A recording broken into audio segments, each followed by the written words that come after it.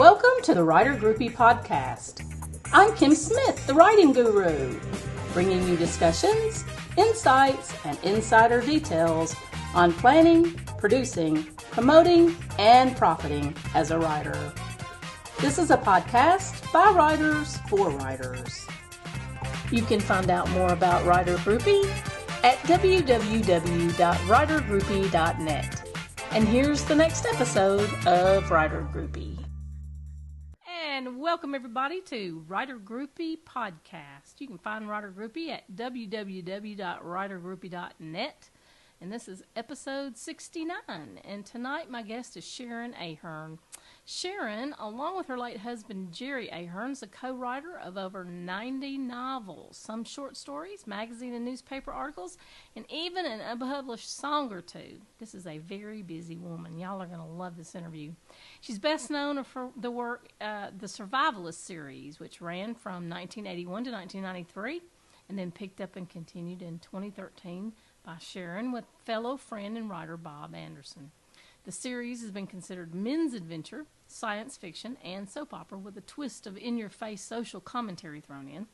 Two spin-offs have evolved from the Survivalist series, Every Man, also co-written with Bob Anderson, and Camp Zero, a young adult series written by Sharon Ellis. And you guys will recall Sharon Ellis was on the show last week on episode 68. And if you haven't seen the episode with Sharon, please do go out and check that out. It was a very, very interesting and fun interview. Also, I want to just say hello and thank you to Kurt Muir over at Speaking Volumes for giving me the names and the email addresses of his wonderful authors who have all been guests on this site. And Sharon, you're one of Speaking Volumes authors. How are you doing tonight? I'm doing great. How are you? I'm doing good. It's beautiful. Doing good. Yeah, the weather here is lovely in the Mid-South, and we're just enjoying 80-degree temperatures and bright blue sunny skies, and it's just been a glorious fall. We do not have any fall colors. We have green and brown. Well, here in Georgia, it's just, it's beautiful. You've got nice, cool evenings and cool mornings, and then it turns into 80 degrees in the afternoon. But it's beautiful. Can't complain. That's us. We don't have any kind of, some parts of the country are experiencing their first snowfall, and they're experiencing all this wet weather, and they've got these glorious colors, which I guess you need chilly weather and you need wet weather to get the beautiful fall colors. We're just not getting any, but you know what? I'll take the 80 degrees and sunny skies any day.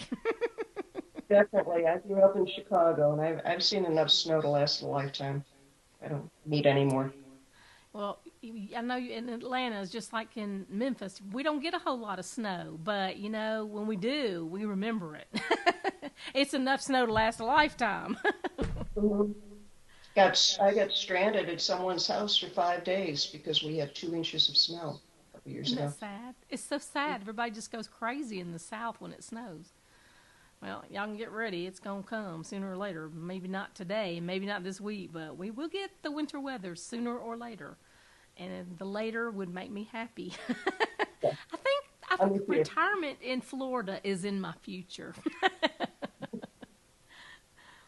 Well, listen, I'm so happy to have you on the show. I've just enjoyed chatting with you so much before we started recording. And I just wanted you to tell my listeners and my viewers a little bit more about you and about the Survivalist series in specific. I believe, if I'm not incorrect, that the new book coming out is the 34th book in the series?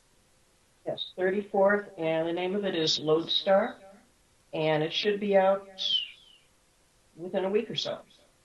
And it's, the series started in 1981. Jerry and I had come up with this great idea about what would happen if the world collapsed, because at that time we were having a lot of difficulty with the Russians, and so what happens if somebody does, push the button and we end up with a nuclear war? And we had just moved down to Atlanta, and the Atlanta area, and the very first thought we had was, well, if we've got to get rid of part of the country, considering how hard it is to get around Atlanta with all the traffic, we destroyed Atlanta. And so from then on, it made it much easier. But we had the idea for the series and shopped it around a little bit, and we weren't getting really any good reaction to it until we talked to the people at Zebra. And it was a science fiction story, but they didn't publish science fiction. Oh, wow. So that's how it became Men's Adventure. Even though we had spaceships in it, we had people that were going to be coming back 500 years in the future, whatever. But no, it had to be Men's Adventure. And originally, it was kind of a deal. They would let us write The Survivalist in return for writing another series about a mercenary. And this was all because at that time, my husband Jerry he did a column for Soldier of Fortune magazine when it first started. And so, of course, he obviously, even though it was a column that dealt with gadgetry and just accessories, they assumed he knew everything about mercenaries. So it was okay. We would start that series, and in return, we were able to do The Survivalist. So it ended up sometimes we were doing 2 books in 3 weeks, just to keep up with the rules. But we turned the mercenary, in that series we wrote under the name Axel Kilgore. We turned him into one of the most lovable characters of all time.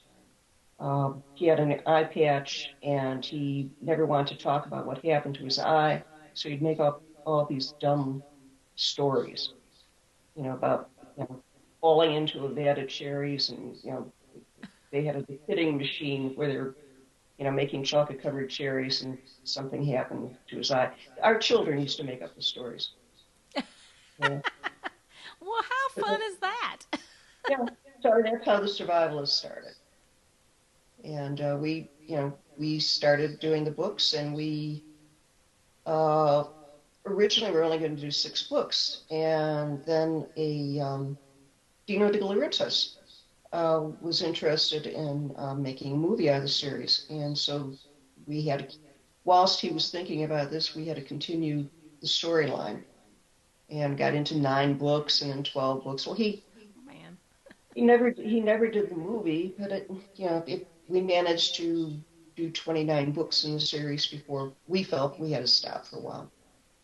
And then later, that's a good point that you just made right there, and that's something that I wanted to ask you about is when you write a series, when do you know enough is enough? When do you know it's time to stop the series? I mean, like somebody like Sue Grafton, she's going through her alphabet murder mystery series. When she gets to Z, she has to stop, right? So, but I know. well, maybe not, but you would think if it's called the alphabet mysteries that it would be A through Z. Yeah.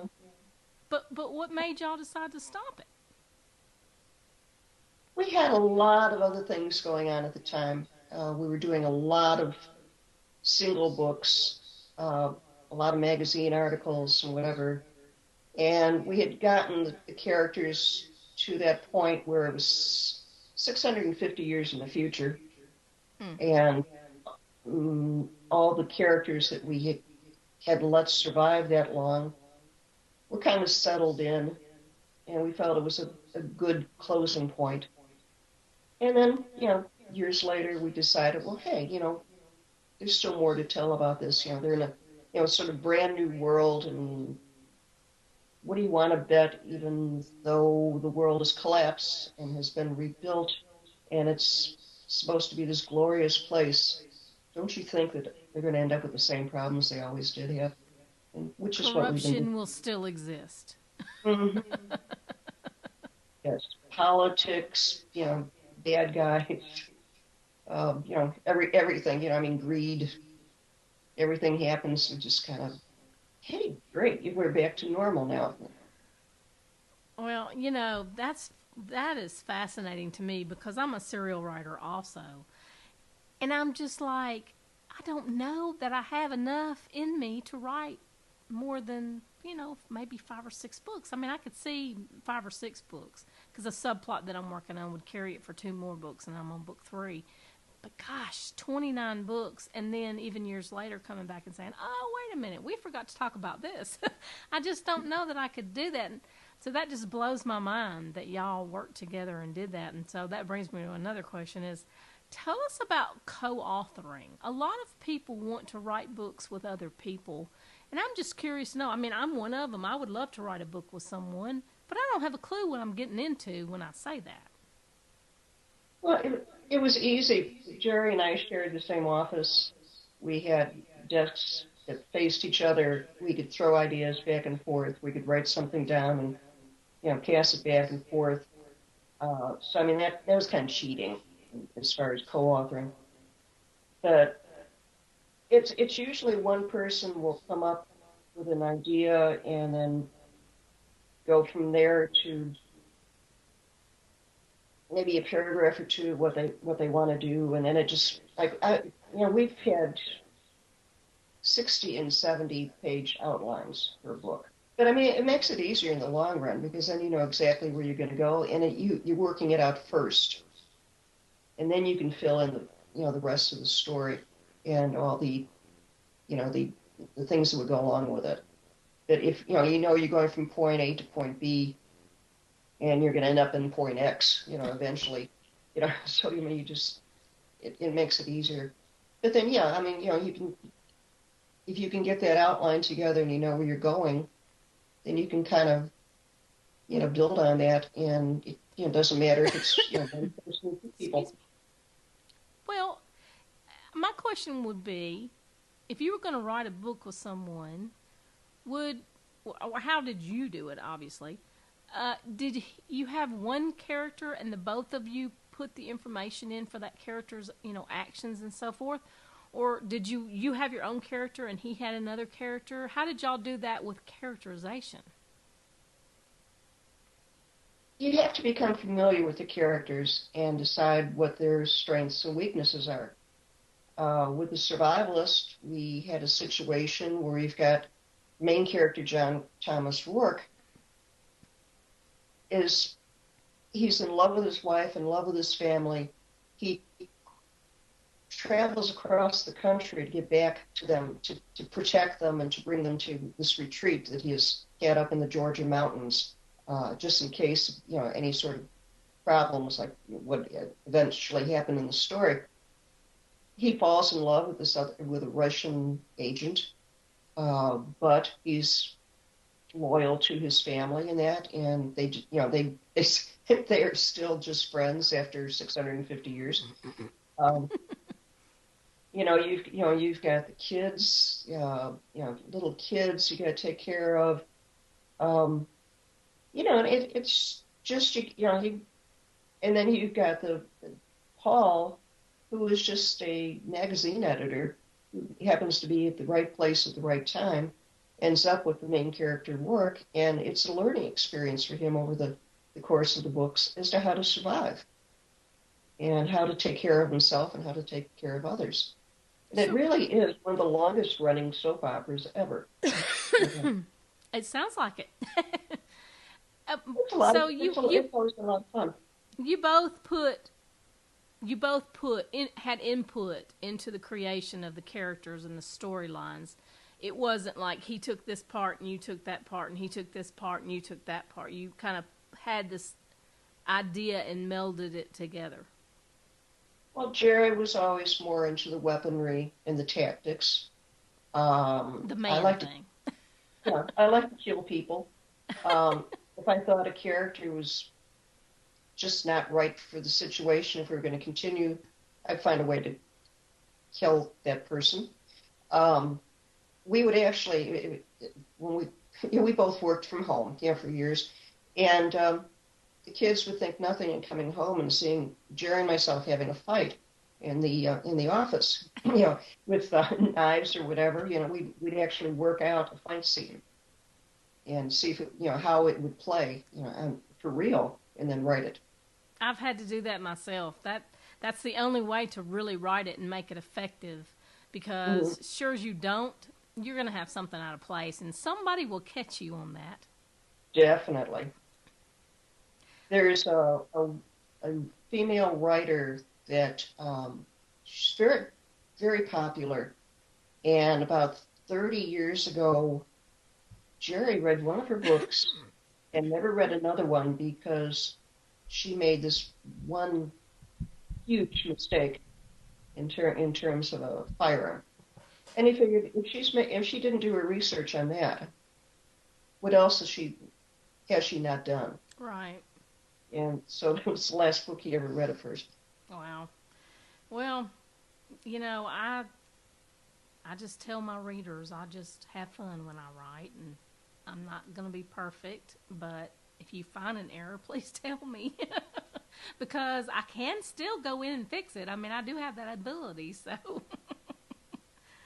Well, listen, this series just sounds fascinating, and I want to know what you think the formula for success is, as it were, because a series that long and still kind of going with the offshoots. I mean, like Sean's part in it, the Camp Zero offshoot.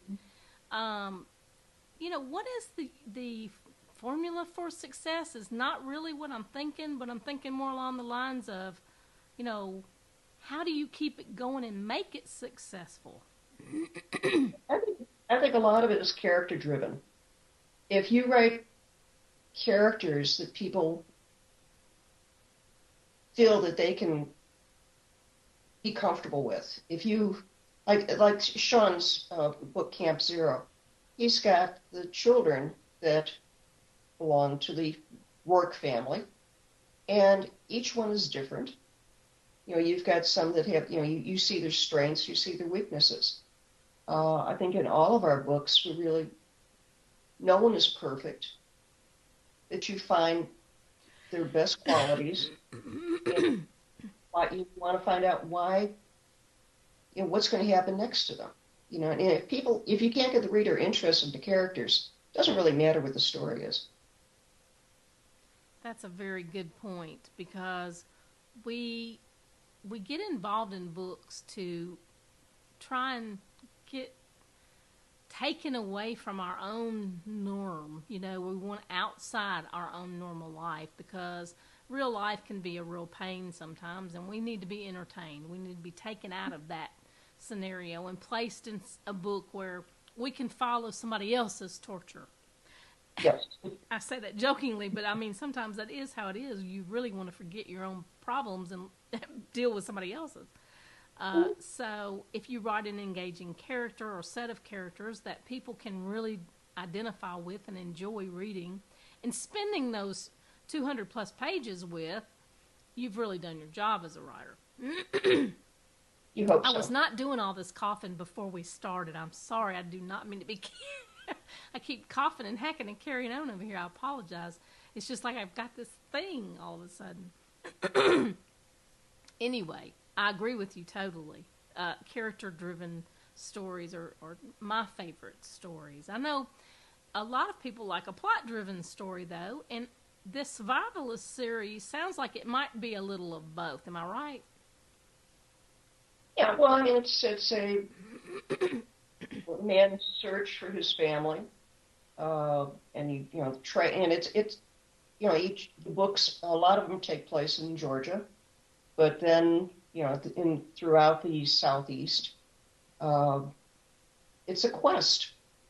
The first 9 books are this giant quest, and then after that, it's what can we do to keep the world in a safe place. It involves cryogenic sleep. What's the world going to be like when they wake up? Did a short story based on the Survivalist series called Light Dreams, and it takes place when the children are teenagers and everyone else inside the retreat is in cryogenic sleep, and the two of them are left to grow up on their own. And it's kind of like, okay, you're in this big, scary cave. You've got all the comforts of home, but you're still inside of a mountain. And things can go through your mind. Yeah. And it's I think people have to be able to relate to some of these stories, and they Sure, do. absolutely. We Well, have people who used to name their children after Natalia, who is the Russian KGB agent with the heart of gold, in the series. don't you love that? People They, taking your characters and naming their kids after them. I should be so lucky. Well, tell us a little bit about book 34. Now, this is a new book that's coming out soon from Speaking Volumes, but tell us a little bit about that so we can kind of get into it. well, it's sort of like, with the new series, Michael, who is the little boy in the original series, is, grown up now, and big base of the U.S. is in Hawaii, which is kind of, nice, except it's not quite as warm there as it used to be.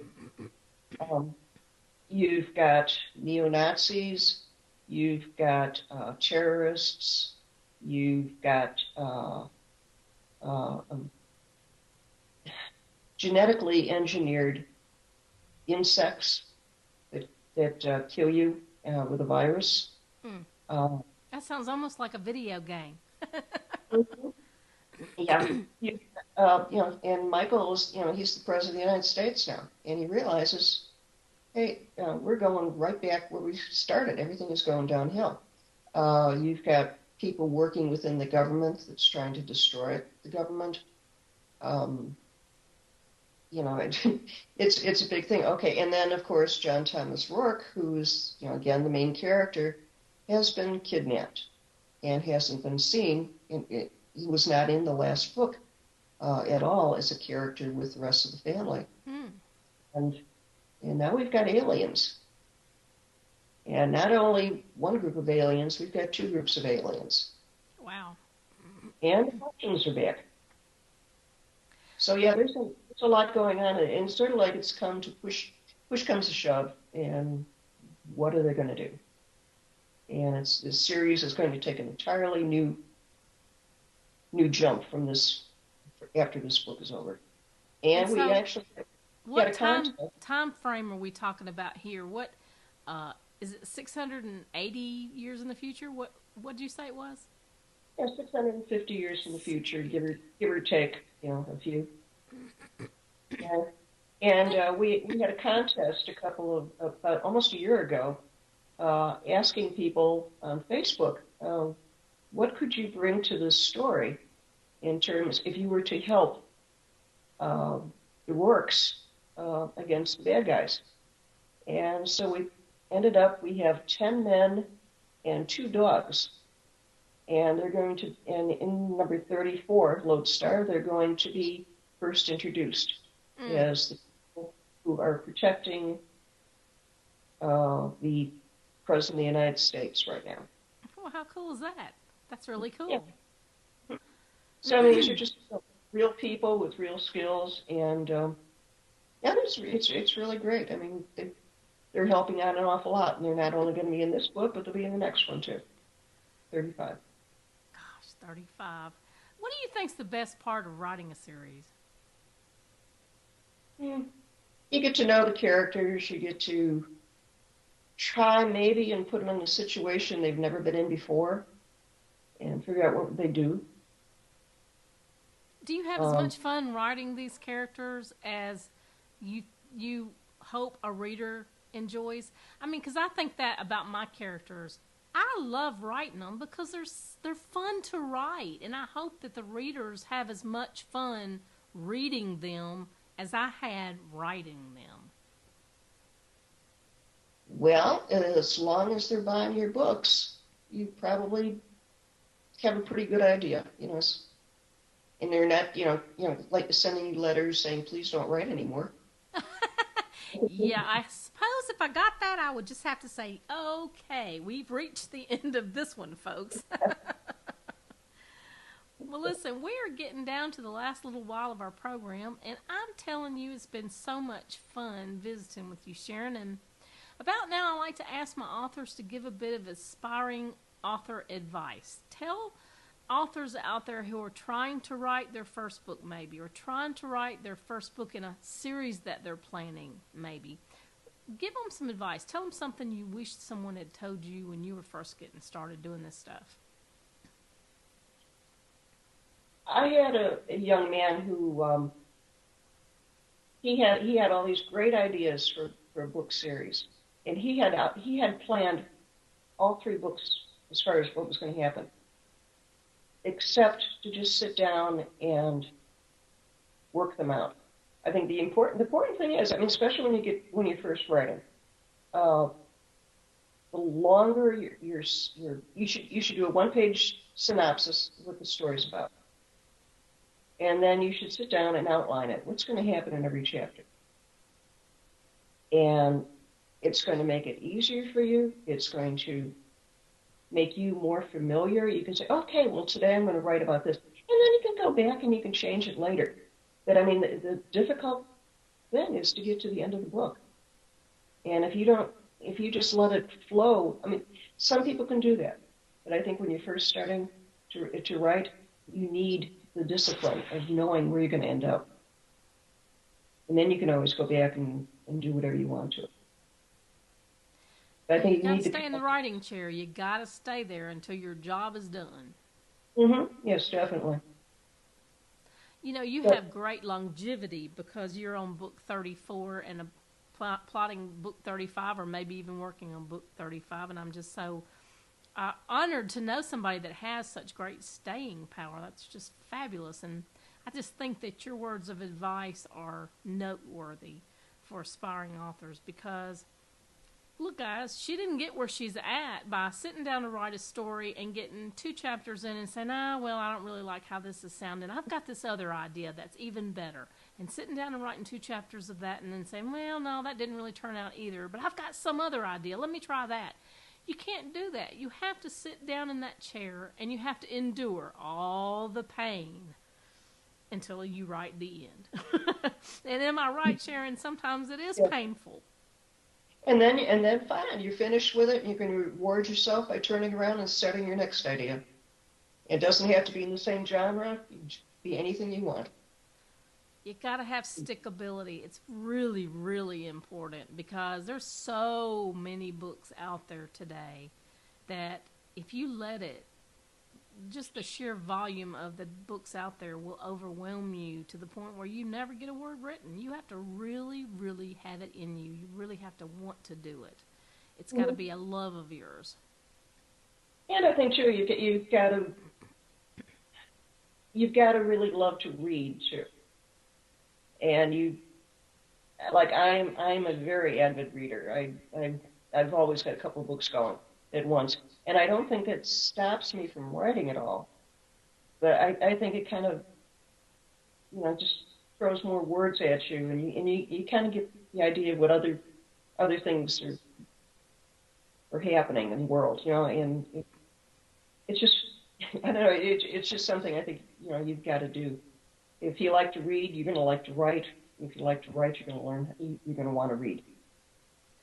I don't see how anyone, especially today with the great volume of books that are out there, how anyone can know what to write if they haven't been reading to see what's being written. Yeah. Oh, this is Shelby, by the way. Hi, Shelby. Pretty baby. Oh, yeah, she is. She knows it. Is she one of those dogs that if she ain't happy, ain't nobody happy? Oh, she's always happy. That's our little dog. If she's not happy, ain't nobody happy. She owns our family. Well, this one, she doesn't really, I mean, she just kind of stares at you, and she gives you those big baby brown eyes. Well, listen, it has been so much fun having you come on the show. And I look forward to getting a hold of your books, and I want to know what would be a good book to start. Do we need to start with book 1? Can we start with book 34? Are they standalone as well as serial? I would suggest if you really want to know what's going on, you'd have to start at the beginning. Okay. Okay, but we have a few. I have 3 books in the Takers series, And that's about two writers who happen to live in Georgia. And one's a crazy female, and one's a guy who's an adventure writer.